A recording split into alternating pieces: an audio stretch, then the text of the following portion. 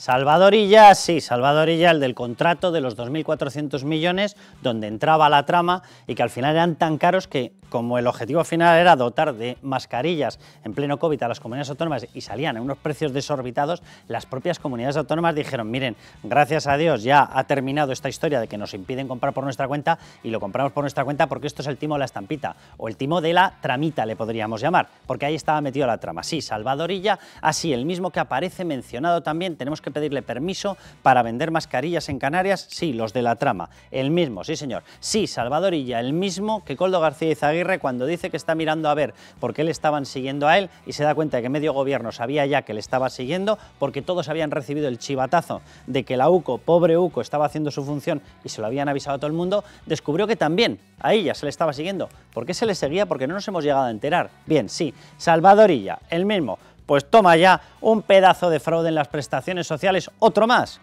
que aparece, pero además multimillonario. Escúchenle, porque es que él es así.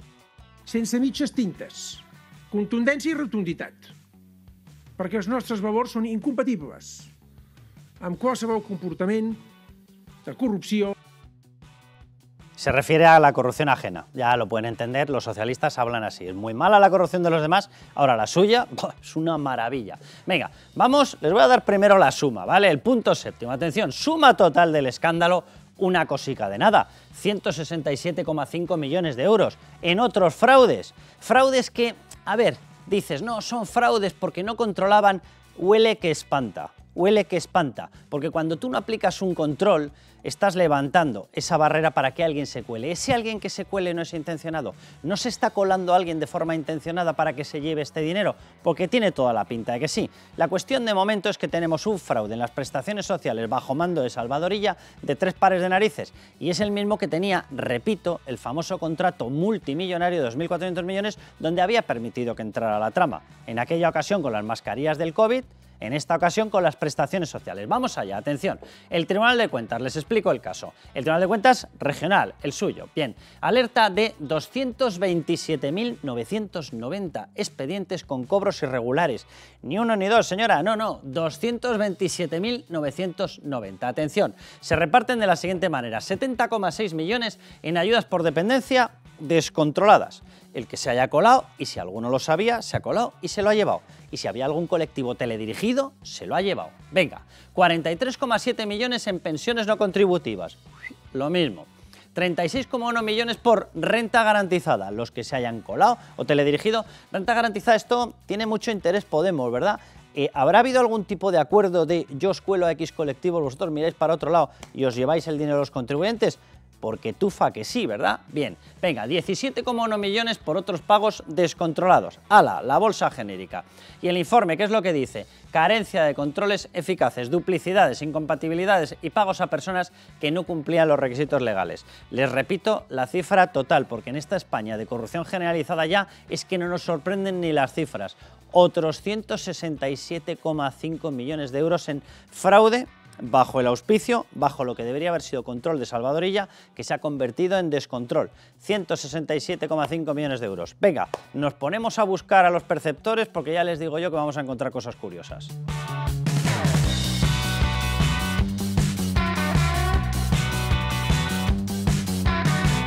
¿Cómo se le ocurre a este hombre decir un día, 15 días antes de las elecciones, vamos a sacar una ley contra la prostitución, no sé qué, y su suegro con puticlub?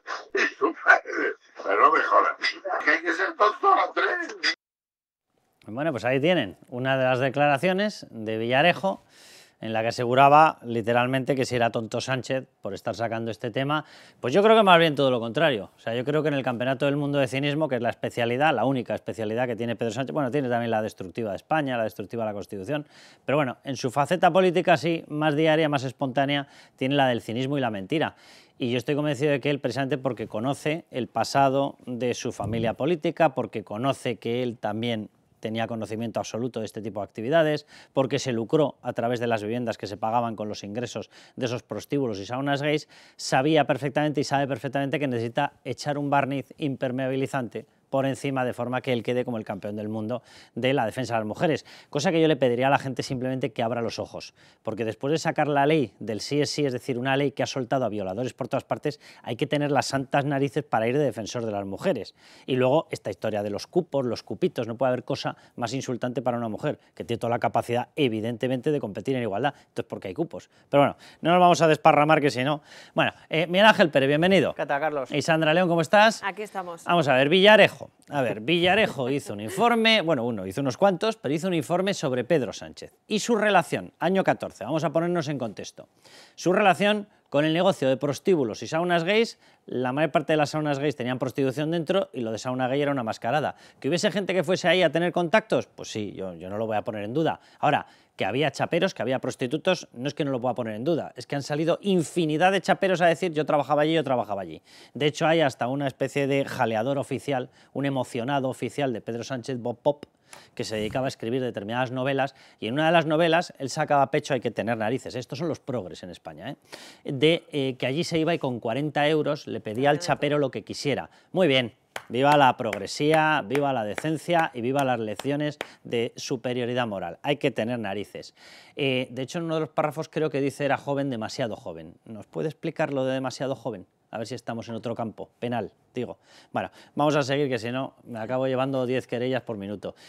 Miguel Ángel, exactamente qué dice este informe, porque habla de cosas muy graves, de utilización de vídeos descontrolados, insinúa la posibilidad de haber hecho chantaje a determinadas personas para medrar en el partido, detalla cómo se ponían las cámaras. ¿Qué dice el informe? Bueno, la verdad es que el informe que hemos desvelado en Libertad Digital habla de cuestiones muy graves y muy importantes. En primer lugar, a mí me llamó la atención cómo describe hace 11 años el comisario Villarejo toda la estructura de negocio de Sabiniano Gómez, es decir, toda la red de prostíbulos y saunas gays, cuáles son los locales que forman esta estructura, qué empresas están detrás. En segundo lugar, me llamó la atención lo que hace referencia a Begoña Gómez, a su papel activo como supuesta recaudadora o pagadora, no sabemos, a las prostitutas. Recaudadora y pagadora, o sea, las dos funciones. Hace referencia a sobres que entrega, que recoge, no se sabe exactamente si de prostitutas, de chaperos, pero claro, eso hace unos días han salido, como decías, Carlos, varios testimonios diciendo que efectivamente eso era así. Eso era así. De hecho, déjame que explique una cosa, porque hay que ser cínico, mentiroso y ruin, porque esta historia de no, la prostitución es muy mala, yo ya lo he dicho 500 veces, a mí cada uno que haga con su cuerpo dentro del respeto a la Constitución y a las leyes lo que le dé la puñetera gana, y a mí de estos rollos de cinismos, nada de nada, ¿vale? Pero que esta gente que está diciendo que hay que abolir la prostitución diga, no, pero le dejo el sobre cerrado con la puerta cerrada para hacer como que no veo, dejo el sobre y me voy corriendo. Muy bien, muy sociata, sí, una cosa así, luego, auténtica. En referencia a lo que dijo Feijóo, efectivamente Villarejo dice que se compraron por lo menos la casa de Pozuelo y otras propiedades con dinero conseguido en los negocios de prostitución de Sabiniano Gómez. La de veraneo, la de descanso, ético y moral, la de Mojácar también, ¿no? Cita varias y también incluso cita unos terrenos en Aluche por la operación Campamento, que eso también entronca con los JBs, porque claro, aquí la cuestión es que hace referencia... Explica lo de los JBs, que si no, vamos a ver, les voy a hacer una aclaración. Como no queremos que nos cierren el programa por una querella, y aquí resulta que la gente decente tenemos que andar con un cuidado de la pera y los indecentes hacen lo que les da la gana, se llama España, no vamos a decir quiénes son los JBs, pero aparece la mención a dos JBs, ¿verdad? Piensen ustedes quién eran JBs importantes en esa época en el Partido Socialista. Ya está eso, sí, acaban de acertar. Bueno, pues dos JBs que podrían haber hecho utilización, ¿verdad?, de esos centros sexuales, o como cada uno lo quiera llamar, prostíbulos, saunas gays, etcétera, y que los tendría grabado. Efectivamente. Pedro Sánchez. Villarejo deja claro que tanto Sabiniano Gómez como su hermano eran colaboradores de la policía, permitían la entrada de la unidad, la UCAO de la policía de Enrique García Castaño, y en las cuales pues, se producían grabaciones en las saunas, los prostíbulos, de micros, de vídeos, etcétera, y lo que dice Villarejo en ese informe, que está en un procedimiento judicial, es decir, o sea, forma parte de la operación Tándem y está en sede judicial, pues lo que dice Villarejo es que efectivamente Pedro Sánchez presuntamente presidente habría utilizado grabaciones de 2 JBs, que son altos cargos socialistas que estuvieron en el gobierno, él lo dice, en el gobierno, y que... Eso lo dice expresamente en el Ejecutivo, efectivamente, o sea, son altos cargos que han estado en el gobierno. Y además, eso dice, ¿vale? a partir de 2004, y luego entroncando con lo que decía Miguel Ángel, no podemos decir los JBs, que además, bueno, pues no lo sabemos a ciencia cierta, pero bueno, piensen en 2004, quién había en el gobierno, qué ministros había en el gobierno, ¿no? Y además apuntaba, una de las viviendas de las que disfrutaron estaba en Aluche, al lado de unos terrenos del Ministerio de Defensa. Pues eso. Pues ¿Es una adivinanza? Sí. No sé, yo ya tengo la respuesta, pero casi prefiero no decirla, no va a ser que vaya para adelante. Pero luego lo de Mojácar, por cierto, que mencionabais antes, hay que recordar que Begoña Gómez le compra esa casa de veraneo de Mojácar, si no me equivoco, a San Bernardo 30 y ¿qué? ¿Cómo es la sociedad? San Bernardo 36. San Bernardo 36, que es la sociedad de los Gómez, con lo cual, pues bueno, blanco y en botella, que efectivamente había... ¿Cómo has dicho? Blanco y en botella, vale. Sí. Por esto el juego de las adivinanzas. En fin, vamos, que había efectivamente un beneficio de Pedro Sánchez también a título lucrativo, es evidente, y yo creo que lo que hemos conocido esta semana refuerza ese discurso de Feijóo. Venga, más de Villarejo, escuchen. Él, cuando no tenía curro, estuvo hablando con un par de asesores fiscales para ver cómo metían lo que ganaba su parienta, que lo ganaba porque estaba en el negocio del cuerno, de los padres. Ha llegado a hablar hasta con los que le hacían la asesoría, digamos, contable y tal, la declaración de Hacienda. Y el problema que tenía ella era cómo justificar los ingresos. Decía que asesoraba, que no sé qué, lo pagaban, ¿no? Porque llevan la contabilidad de la sauna de tu viejo y de tu tío. Bueno, en lenguaje normal esto de justificar se llama camuflar, ¿vale? A los demás nos hacen chequeos fiscales en cuanto sacamos un libro sobre Sánchez, requerimientos fiscales, pero por lo visto a la familia de Begoña Gómez pueden justificar los ingresos para que no se vea, ¿cómo que para que no se vea de dónde proceden? O sea, vamos a ver, es que se tiene que ver de dónde proceden, porque si no, no puede haber control fiscal. Venga, vamos más con Villarejo. Ella no estaba dando servicio, ella estaba, digamos, llevando la administración. ¿Usted está en alguna sociedad del paro? Creo que sí. Yo no lo he mirado, pero me ha dicho que Sí. Y un compañero tuyo me lo ha dicho que lo ha mirado. Sí. ¿Y por qué no lo cuenta? Dani Montero, mira, habla con él. A mí me lo dijo ella. Lo había mirado que hay una de las sociedades de esas saunas, de las 3 saunas, hay una sociedad que la mujer de él estaba metida como autorizada, como tal. Pues nada, todo muy bonito, Miguel Ángel.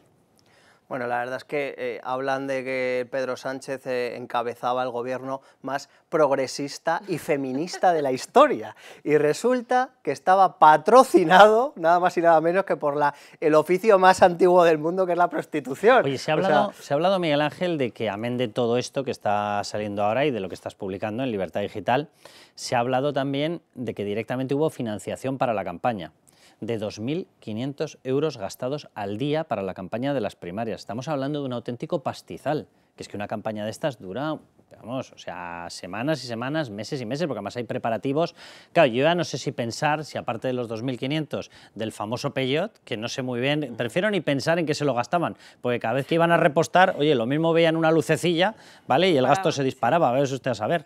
Pero dicho esto, claro, pensando que hay dinero B, porque todos estos negocios funcionan al 100% en dinero B, a saber si se han pagado o comprado votos, a saber si se ha pagado a determinados candidatos o a determinada gente para que recopilara votos. O sea, esto tiene una pinta de un amaño desde el día 1 de este señor que estamos viendo, de Pedro Sánchez, hasta el día final. O sea, ¿hay algo cierto, hay algo real en este señor? Bueno, hay que recordar que el presidente de la gestora del PSOE entonces, Javier Fernández, presidente de Asturias, pidió al Tribunal de Cuentas que por favor fiscalizaran cómo había sido el crowdfunding de Pedro Sánchez que le llevó a las primarias. Lo pidió el propio Partido Socialista en la figura de Javier Fernández. Y sin embargo, ¿qué es lo que hizo Pedro Sánchez cuando llegó al gobierno?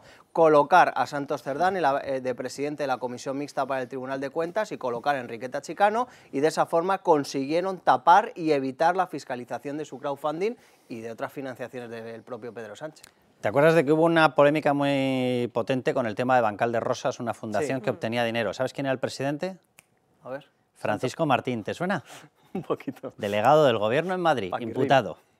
Era el presidente de Bancal de Rosas. Bueno, eso para otro bloque, para otro programa. Déjenme que recopilemos un poco lo que aparece en ese informe, que luego quiero hablar con Fernando de Rosa, él de formación es magistrado, de carreras magistrales, en estos momentos está en función política en el Partido Popular, pero quiero repasar esos puntos para que ustedes los tengan muy claros. Atención, son párrafos, literales. A principios de los 80, la familia política de PS, Pedro Sánchez, se instaló en Madrid adquiriendo una serie de propiedades de cierto valor, ¿vale? Se desconoce el origen de los fondos empleados, empezamos bien. En esa época habitualmente no se declaraba la mayoría del precio de la venta, es decir, no solamente se habría generado un dinero B posterior, sino que, según Villarejo, podrían venir de un dinero B previo. No estaría de más que nos expliquen de dónde lo sacaba. También adquirieron posteriormente otros locales, uno de ellos muy frecuentado por homosexuales de izquierdas, puesto que se abrió con fines sexuales como sauna prostíbulo. Él no habla de que fuera en ningún momento sauna exclusivamente, habla de que siempre fue sauna prostíbulo, con un nombre comercial, Azul. Esta la hemos mirado menos, nos hemos ido todos a Adán, por lo visto había un capítulo previo al Adán, Azul, y también con tema político, también con homosexuales de izquierdas, sobreentiendo que se está refiriendo a políticos, que estarían frecuentando ese local. Vamos con más titulares de los que da ese informe. Tanto Sabiniano como su hermano Conrado, este último especialmente, eran colaboradores de varias unidades de la Comisaría General de Información, especialmente de la UCAO, con objeto de conseguir datos para uso de inteligencia operativa. Esto, hombre, si te lo dice una persona que ha estado dentro de la policía, digo yo que nos lo tendremos que creer, ¿verdad? Vale. Con los mismos fines de explotación sexual adquirieron otros establecimientos, otra sauna gay en la calle San Bernardo, esta sería la Adán, con nombre comercial efectivamente Adán. Pero también había prostíbulos, vamos a ver la siguiente diapositiva. Se ha constatado la existencia de otros locales, sitios en la calle Arenas y en el Paseo de la Castellana, dedicados a los mismos fines de explotación sexual. La cosa crecía. Así como otro fuera de Madrid con el nombre comercial Hostal Kilómetro 80. Este Hostal Kilómetro 80, cuidado porque lleva aparejada una condena a 20 años de una mafia rumana. La mafia rumana estaba utilizando ese local, hombre, pensar que era sin acuerdo es surrealista, ¿verdad? Vale, y directamente fueron una condena por explotación de mujeres, por trata, y ahí había mujeres nigerianas, había mujeres brasileñas, había mujeres rumanas. A este nivel hemos llegado. Y último punto que les destaco, durante años la explotación de todos estos establecimientos les ha permitido adquirir viviendas en las zonas más caras de Madrid. Unas de estas viviendas adquiridas por el suegro de Pedro Sánchez es el chalet situado en Pozuelo, donde actualmente vive, es en el momento de hacer el informe, 2014, con su esposa, Begoña Gómez, y sus dos hijas. Es decir, el informe acredita también el lucro obtenido por parte de Pedro Sánchez. O sea, a mí me parece de una gravedad y muchísimo cuidado. Creo que nos está escuchando ya Fernando de Rosa. Fernando, ¿cómo estás? Muy bien, ¿cómo estamos todos?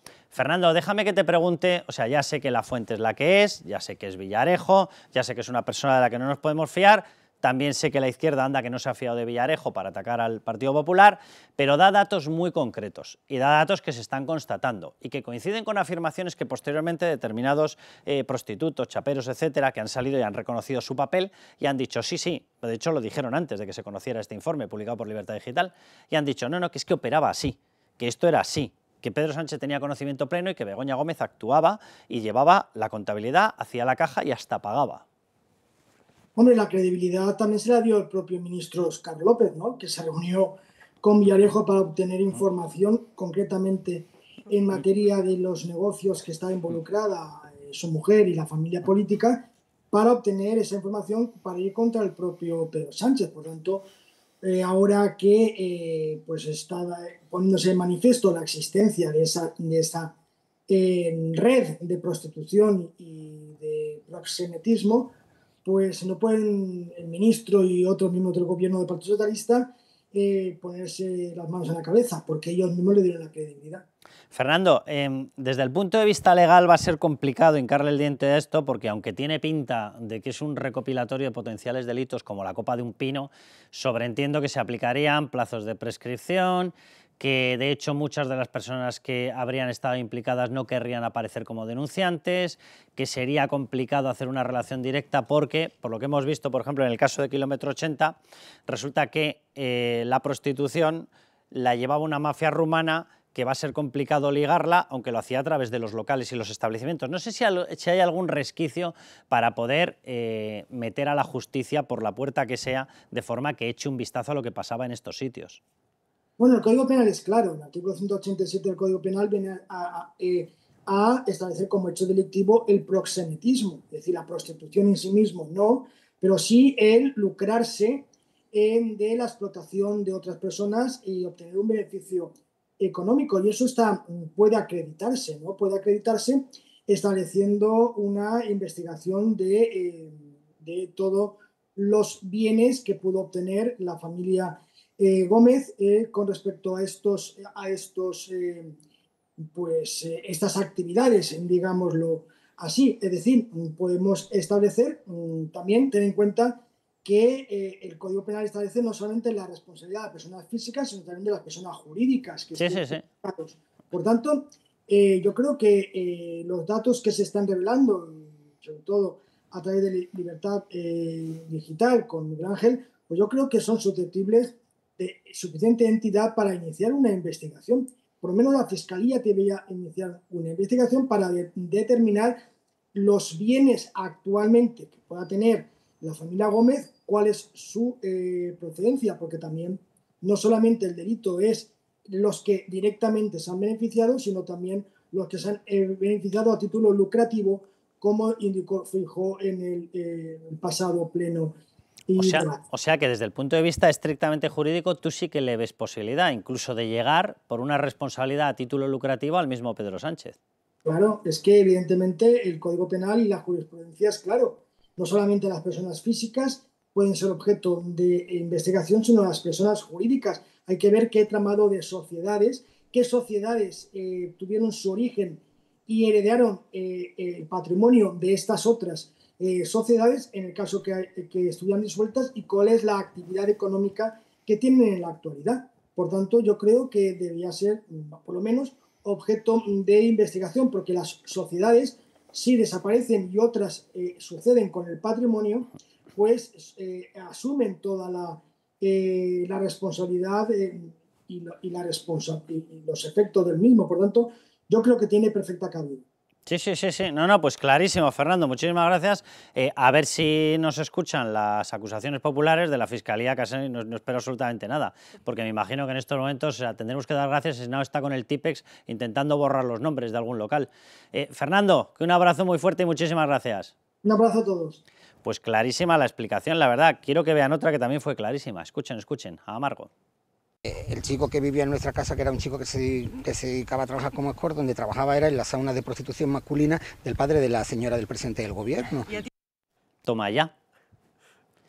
Bueno, es que yo creo que ya a estas alturas de la película está todo absolutamente claro, ¿no? Y luego a mí me parece que es muy interesante remarcar los tiempos, y eso hilo con una noticia que publicabas tú estos días, de cómo se han ido intentando desmarcar del negocio de las saunas. Eso es de vergüenza, que yo creo que eso refleja muy bien pues que al final todo es una estrategia, ¿no? El padre de Begoña Gómez tenía a su nombre todos los negocios, pero cuando en 2006 se casa Begoña Gómez y Pedro Sánchez, que además coincide con una época en la que él ya es concejal del Ayuntamiento de Madrid, entonces lo que hace es poner los negocios a nombre de uno de sus hermanos, de uno de los tíos de Begoña Gómez, que es Enrique. Luego, ¿qué pasa? Que hay una segunda fase, cuando ya Pedro Sánchez entra en el Congreso de los Diputados, ya con sillón propio, porque está primero en una etapa... como titular, no claro, como suplente. En una etapa entra como suplente, pero cuando entra ya con derecho propio, que es en que se enero ve que puede 2013, tener carrera política. Sí, ya se ve que puede tener carrera política y entra en 2013, qué casualidad que justo en 2012 ya directamente intentan desligarse de todas las sociedades. Bueno, yo creo que esto es significativo y que más que demostrar